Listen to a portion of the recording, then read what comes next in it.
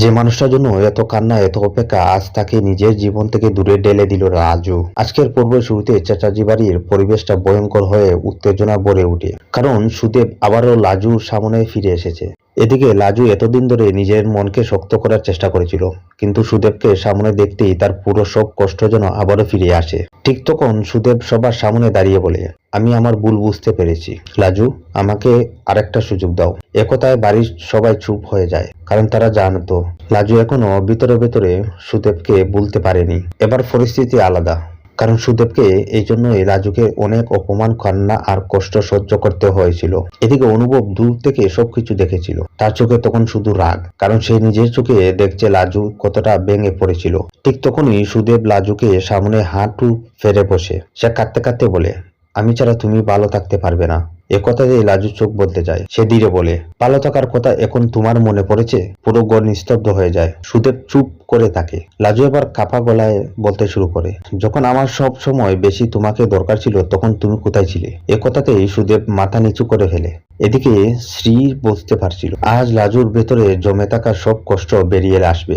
লাজু চোখে জল মুছে বলে, তুমি শুধু আমাকে কষ্টই দিয়েছো সুদেব। সুদেব দ্রুত বলে, আমি সব ঠিক করে দেব। কিন্তু লাজু এবার রেগে যায়। সে চিৎকার করে বলে, সবকিছু কি এত সহজ? এই দৃশ্য থেকে বাড়ির সবাই স্তব্ধ হয়ে যায়, কারণ এতদিনে শান্ত থাকা লাজুকে আজ অন্যরকম লাগেছিল। এদিকে অনুভব ধীরে সামনে এসে দাঁড়ায়। সে শান্ত গলায় বলে, লাজুর উপর চাপ দিও না। সুদেব রাগে বলে, তুমি মাঝখানে কথা বলছো কেন? এ কথাতেই পরিস্থিতি আরো গরম হয়ে ওঠে।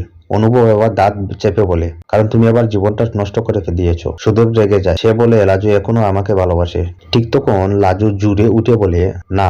সবাই চমকে তার দিকে তাকায়। লাজু চোখ ভিজে। সে ধীরে ধীরে বলে, আমি অনেক কেঁদেছি তোমার জন্য, কিন্তু এখন বুঝেছি সে মানুষ ভালোবাসার মূল্য বুঝে না, তার জন্য জীবন থামিয়ে রাখা যায় না।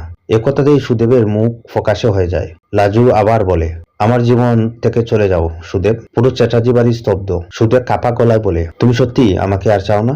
লাজু চোখের জল সামলে বলে, না, আর কখনো না। একথায় সুদেব পুরো ভেঙে পড়ে। এদিকে অনুভব দূর থেকে শুধু লাজুর দিকে তাকিয়েছিল, কারণ সে বুঝতে পারছিল এই সিদ্ধান্ত নিচে লাজুর ভেতরে কতটা লড়াই হয়েছে। ঠিক তখন সুদেব হঠাৎ রেগে উঠে বলে, তাহলে তুমিও সুখে থাকতে পারবে না। একথাতেই সবাই চমকে যায়, কারণ সুদেবের চোখে তখন দ্রুত রাগ আর হিংসা। ঠিক তখন সে পকেট থেকে একটা কাগজ বের করে। সে বলে, এই সত্যিটা জানলে অনুভবও তোমাকে গ্রহণ করবে না। এই কথাতেই আবারও কেঁপে উঠে পরিবেশ। লাজু হতবাক হয়ে যায়। অনুভব অবাক হয়ে সুদেবের দিকে তাকায়, কারণ সে কাগজ এমন একটা সত্যি লুকিয়ে আছে যা পুরো সম্পর্কটাই বদলে দিতে পারে। কোন সত্যি লুকিয়ে রেখেছে সুদেব? সেই কাগজ দেখেই কি বদলে যাবে অনুভবের সিদ্ধান্ত?